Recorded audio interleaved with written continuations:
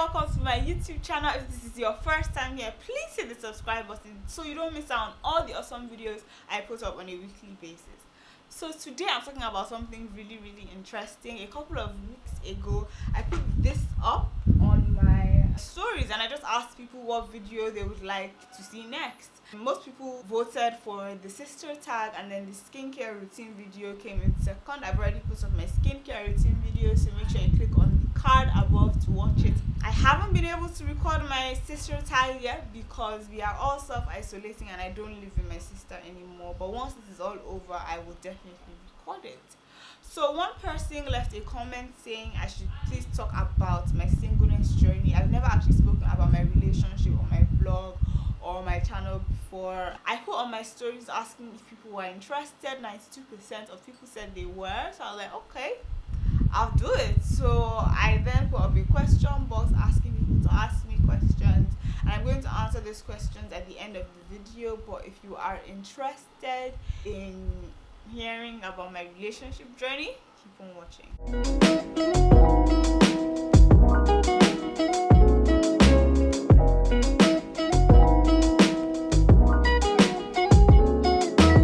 So I grew up in a Christian home. Both my parents are pastors, and I went to an all-girls school for 8 years. I went to Lagoon Secondary School for 6 years, and then I went to Woldingham School, a boarding school in Surrey, for 2 years for my A-levels. Now, in Lagoon, I feel like there weren't really opportunities for us to network with the boys from White Sands. So White Sands is like the boys' school of Lagoon. It's not officially the boys' school, but unofficially is, because we're like a few minutes away from each other. Both schools are Catholic. The principals were friends and all of that. They didn't really have any like formals or any like events where we got to meet each other. The White Sands boys you knew were probably like your friend's brother, or people that lived in your estate, or your cousins, or your family friends, or people that went to your church, or like maybe friends of your friends. We didn't know all the White Sands boys in our year, but in SS3 they were not trying to hook people up because prom was coming, so they were like, I think you and you will fit. So I got talking to one guy. He ended up doing my prom days, but like we never kissed or anything. He wasn't my boyfriend, he was just my friend. We used to do the group midnight calls. Like those times were quite interesting. So while in secondary school, I actually wasn't really interested in romantic relationships. I just wasn't. I worked at a bookshop called Latana Ventures in VI from like GS2 to like SS2.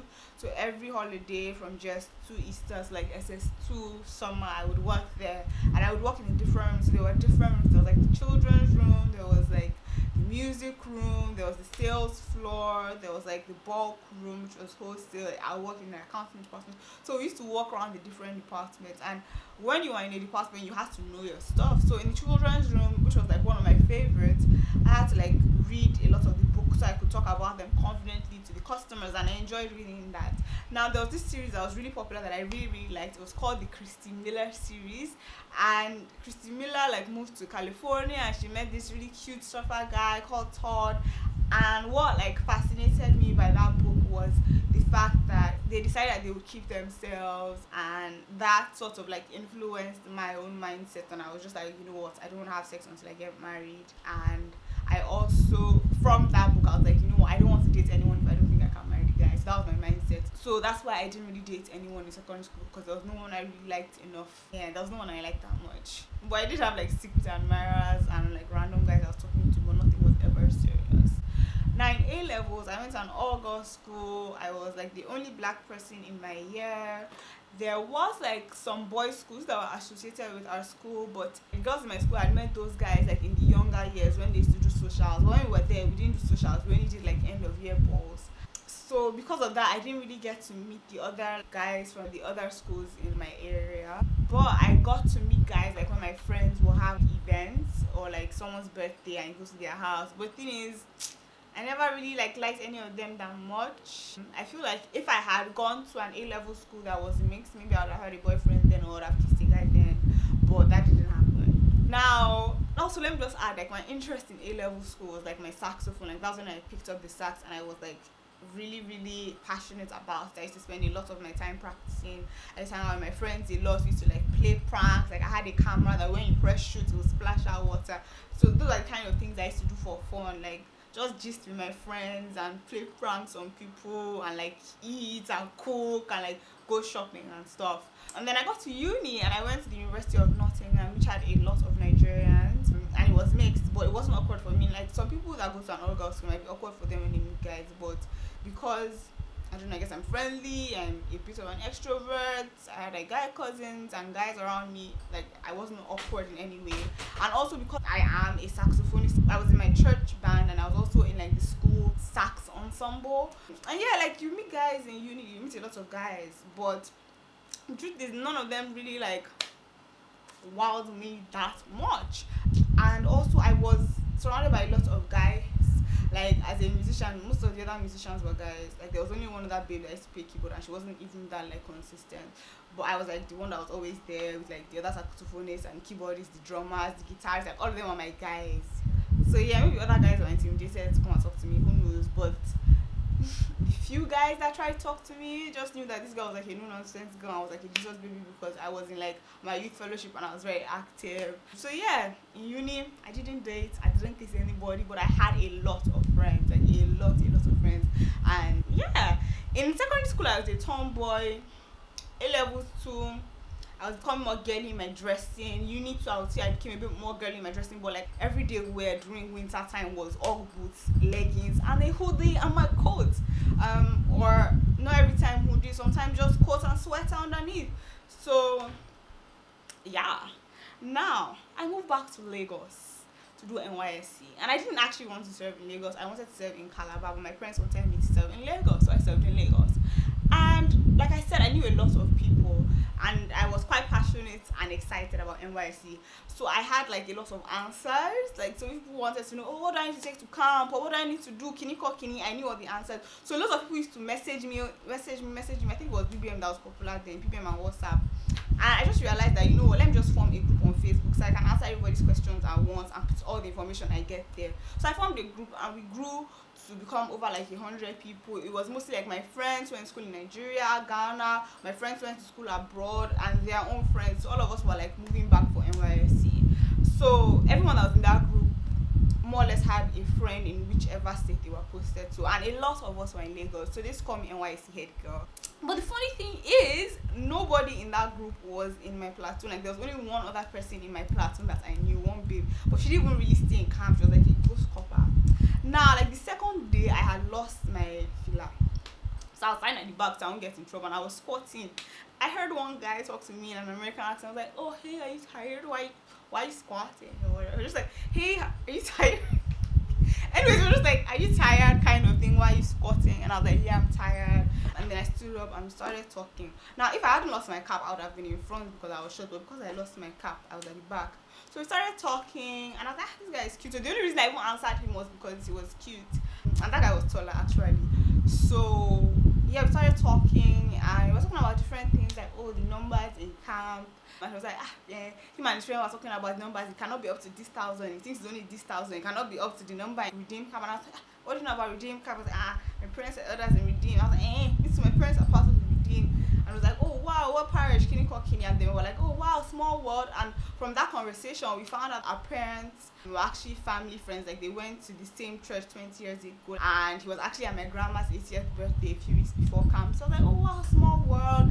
Even from that conversation, we both found out that we were Man U fans. I was like, oh shit, because my family's like a Man U family. So I was like, these things are really adding up.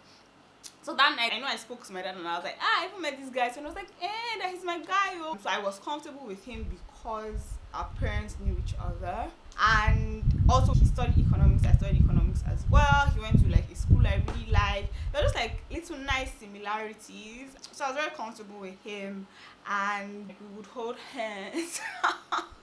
We would hold hands and we would like have dates in Mami Market, like Mama Bendel's tent. And like I remember that confusion. It was like, the best jollof rice is at Mama Bendel's tent. The best edikako is at Mama Bendel's tent. Kini ko kini. So we went to have lunch at Mama Bendel's tent.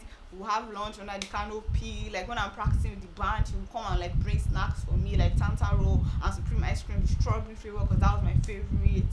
And he was sporty, so he would like play football and I'll be there supporting. I'm like, hey, go.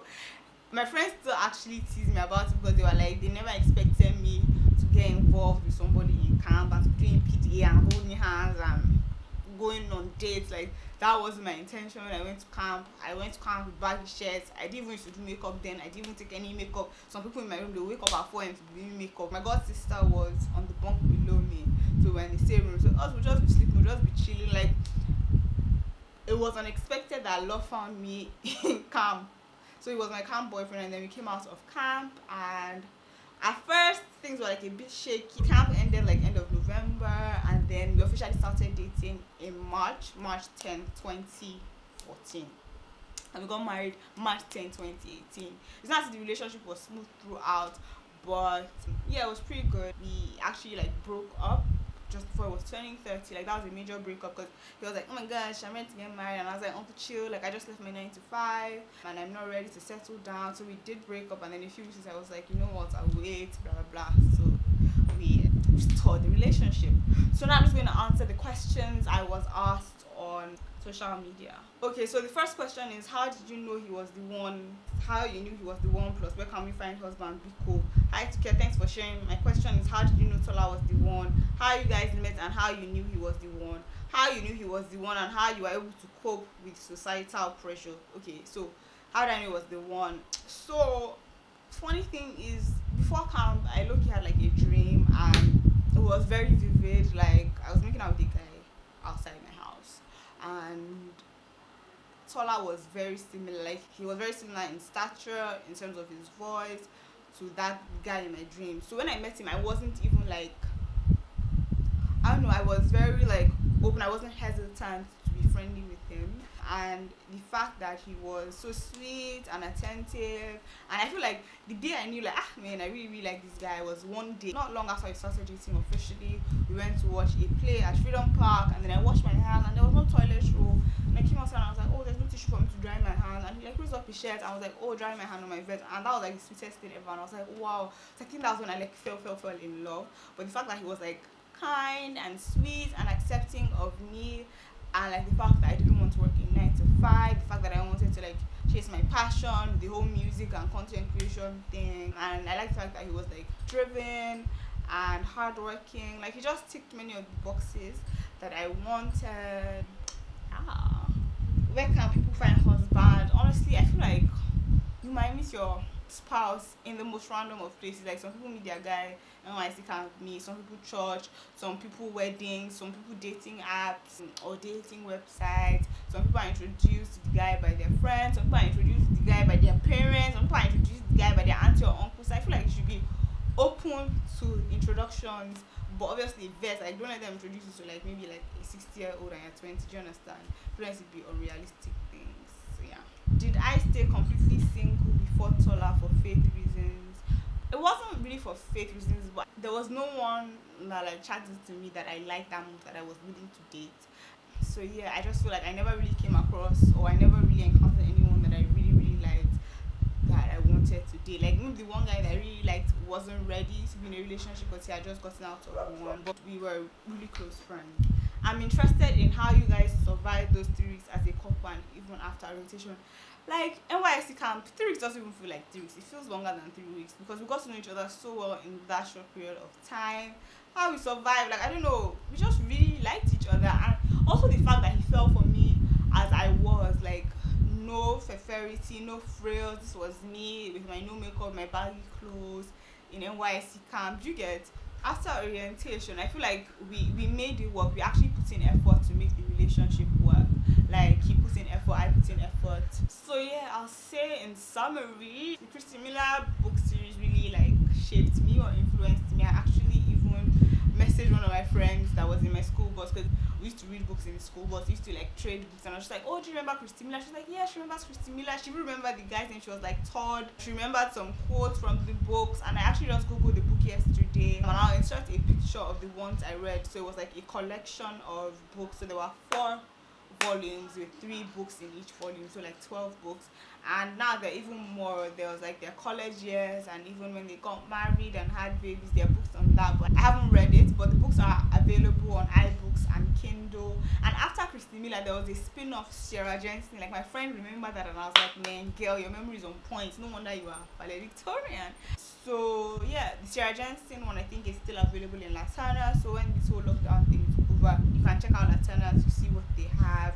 Christian fiction books for young girls were really really good. There was another one like Today's Girl. There were other like series I read, but Christy Miller and Todd Story was the one. Like I was like, wow, so a love so pure can exist kind of thing. So I didn't kiss anyone because I didn't come across anyone I really liked that much. I like to think these things were gross, like, you would have eaten maybe palm or you'd have eaten something, your mouth is smelling, who wants to kiss you, can you cook me? So yeah, I hope you enjoyed this video. Let me know if you have any other questions. Make sure you hit the subscribe button and I'll catch you in my next video. Bye! So I feel like I actually didn't answer that why you knew he was the one question as thoroughly as I could have, because my neighbor came and was making a lot of noise, and when I started recording I probably lost my train of thought. So if you want me to go into more detail or if you have any more relationship related questions, leave them in the comment section below.